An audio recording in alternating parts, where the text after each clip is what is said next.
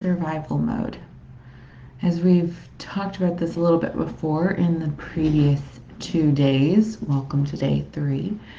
Survival mode is something that is at the baseline of Maslow's hierarchy. It is our survival instinct that is induced by a stress response. It's us not feeling safe. It can also be induced by a state of overwhelm. So, this is something that we can trick ourselves into believing that we are not safe. Often in our current day and current culture, we typically are more safe than what we were, let's say, 100 years ago. But certain situations, certain phrases, certain feelings, and certain thoughts can push us into more of a survival mode. It can also be something that is learned, and it can definitely be just stress of busyness that pushes us there as well. So, as we mentioned yesterday in day 2, about reducing the amount of multitasking and that first step of becoming aware of how much we are multitasking. Today, we're going to tap into this feeling of expansion versus contraction. And we can start to notice this within our body, such as the tension. If our shoulders are curling in, or if we're hunched over, or just this overall energetic feeling of being closed off and putting up our walls. We've heard these sayings. And expansion being more of this relaxed state. Or we see people when they're happy, their arms are up, or when they're hugging, their arms are out. And it's more of this relaxed, more playful energy that is open. Within yoga, particularly, we mention this letting go. And I constantly will say in my classes, and most yogis will, let go of what is no longer necessary. Because we are carrying all of this weight, all of the worries, all of the expectations in a form of tension, most likely on our shoulders and in our back as well. So, for today's practice, let's imagine just in our body that we're tense and hunched over without actually tensing and hunching over. Just imagine what that starts to feel like in your body. And then imagine you're happy and you're going for a hug and you're embracing someone. You may be thinking of puppies and kittens. And how does that feel in the body? So often we are creating our own stress. We're putting ourselves into survival mode more than what we should actually be. And I don't like the word should, but more than is necessary, I guess I should say. So in that, start to notice when maybe we're tensing or we're giving ourselves negative thoughts. And today we're going to practice not only holding that more positive, open energy, but what words are associated with it as well. And so we can start to notice when these certain words are coming into our mind, whether we notice the body first or the mind first, doesn't really matter. But what it is catching it, that mindfulness, that awareness. Mindfulness is just being present in the moment so that we can catch, so that we can become aware. So we'll find our seat. And if you need to, sometimes you might find it useful. One of the reasons yoga is beneficial is if you feel some tension already in your body that you need to release, you can do a few movements. You don't have to do a whole yoga practice, but it might just be looking up, looking down, looking to the sides, just to loosen up anything that might be in the neck. You can wiggle around your jaw. Maybe you want to do some seated cat-cows, maybe a little twist, and just loosening up All around our spine is our nervous system branching out. So you might feel stiffness within the spine and neck if you are constantly in a state of stress or survival mode as well. And so to release that, we can breathe into the spine and breathe into those muscles. So finding our seat. If you're in a chair, your feet are on the floor. And I always encourage people to start finding their postural strength by sitting on the floor. Our bodies are not made for chairs, but some of us have adapted, and sometimes chairs are useful during certain situations as well. And then let's just take a few deep breaths in through the nose and out through the mouth.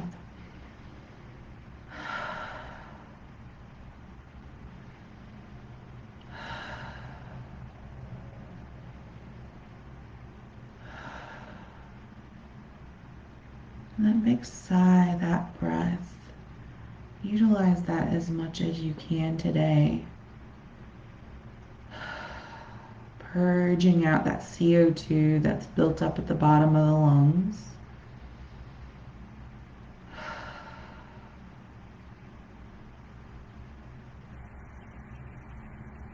And just begin with that again. That first step is always awareness. Noticing how your body is. Without judging, just noticing your body in this moment. Notice any tension that you're holding. You don't have to adjust it just yet. Just notice.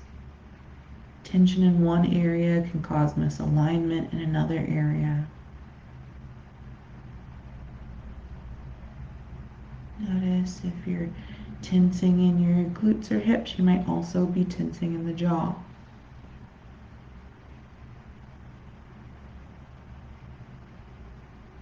Notice if we're tensing in the hips, we might also be tensing in another part of the spine.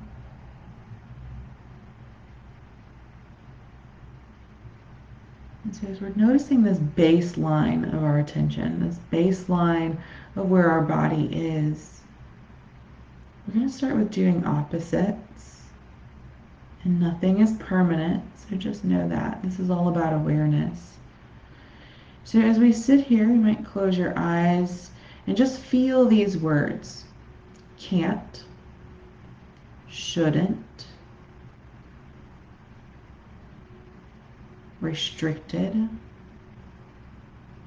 not possible, not good enough, limited, can't, shouldn't, not possible. And just notice what happens in our body. Did your body get heavier? Did it get more tense? Did anything change? And if you're not sure, that's okay. We're going to do this again. And moving to the opposite, hope, happiness, love, possibilities, abundance, puppies, kittens, happy thoughts, possibilities, love, hope, trust, faith. Notice what might have happened to your posture or your internal energy.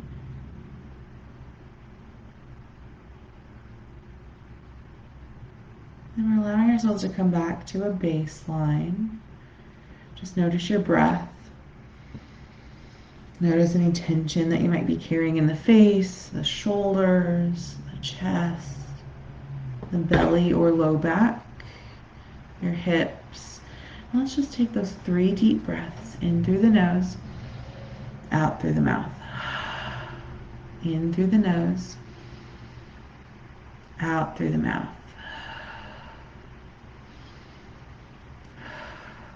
We're going to do that exercise one more time.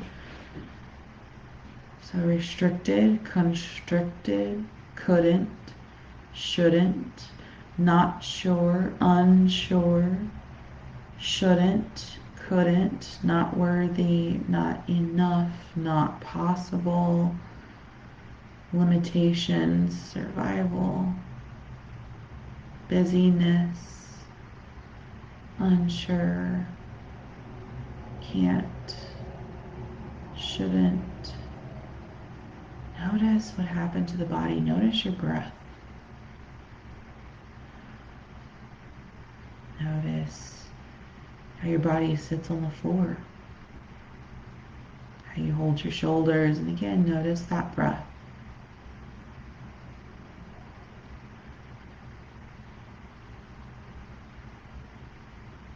And moving to the opposite.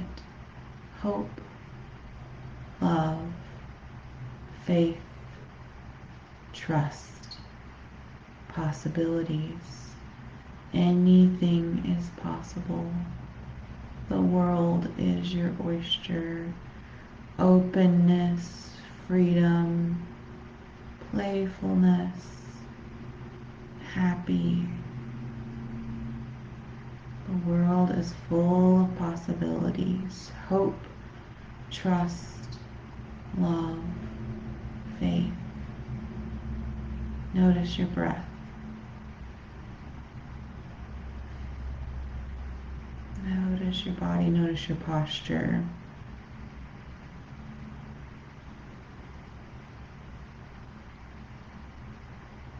Noticing these words and how just hearing these words or telling ourselves these words made a difference in our breathing, in our body, in our posture, in our energy.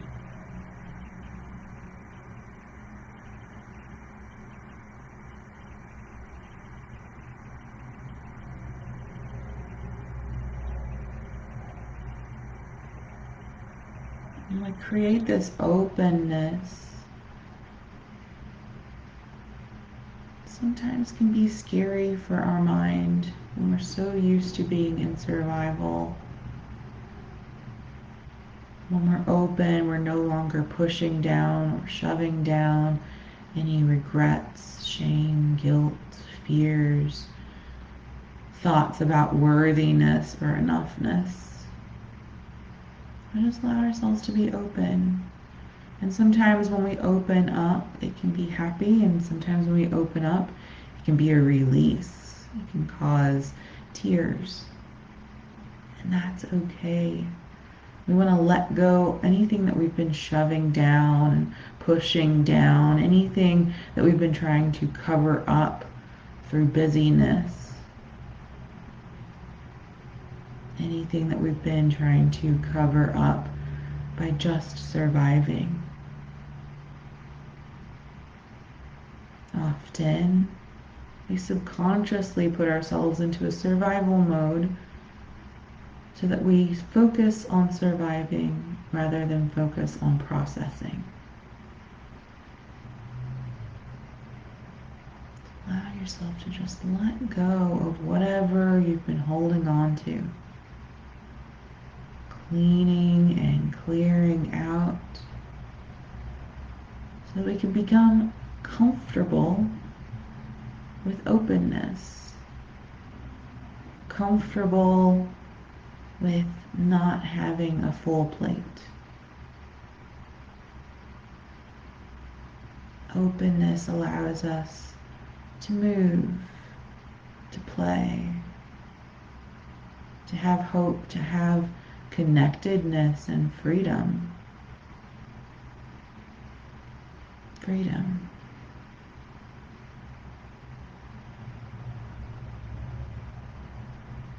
Feel your breath and utilize one of these positive words. You can form one of your own. As you breathe in, feel your spine and all the muscles around it inflating, expanding, filling up with the energy of that word. And then with each exhale, we exhale anything that does not match, anything that's not necessary. We're letting go. Inhale, filling up. Exhale, releasing.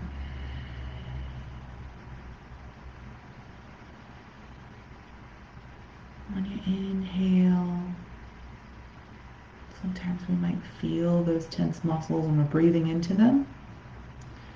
Sometimes we can feel a little lightheaded, so just be aware of that.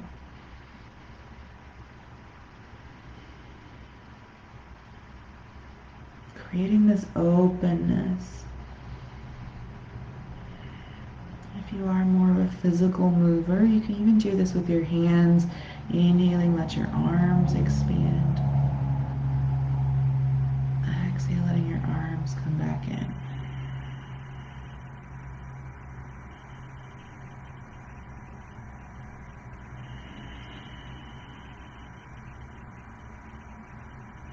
You choose to move or not to move.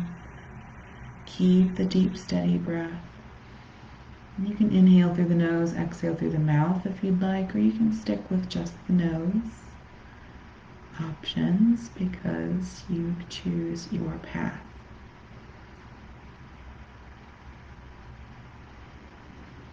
Just as we're going to begin choosing new words to fill our mind up with. Focusing on what we're adding. Focusing on what we're creating. And then just simply releasing anything that does not support that.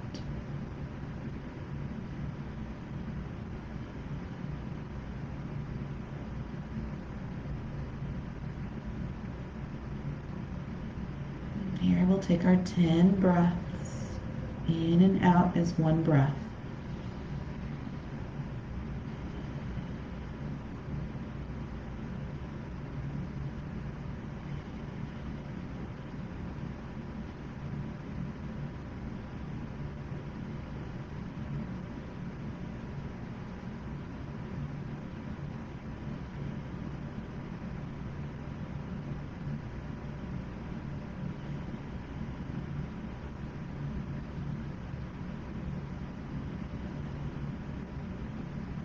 Feeling your breath.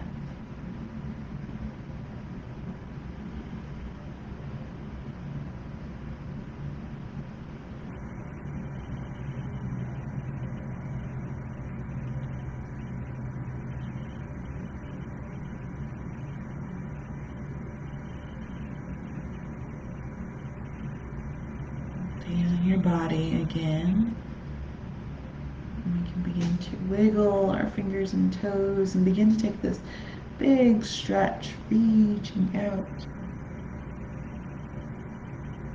opening up, and then opening your eyes when you're ready. Thank you so much for practicing day 3. Day 3 is often where it can start to become a little easy to not do the 10-day challenge, just in how our minds work. Day 3 is where we typically feel comfortable in 3s, then moving into day 4 and 5, and then continuing that maintenance of adding in a new habit can be a little bit more of a challenge. So make sure that you're putting intention into it. You're showing up for you. And then you're also hearing and maybe even writing down what it is the assignment is for today. And there's, of course, no consequence if you don't do it. And you can do this at any point. You can come back and rewatch these as well. So making sure that we're opening up, we're checking in with our closed energy and we're checking in with our open energy. Maybe we're checking in with negative words of I can't or I shouldn't or I'm just too tired. These negative words we're telling ourselves. See if we can craft them into the positive or craft them into the opposite.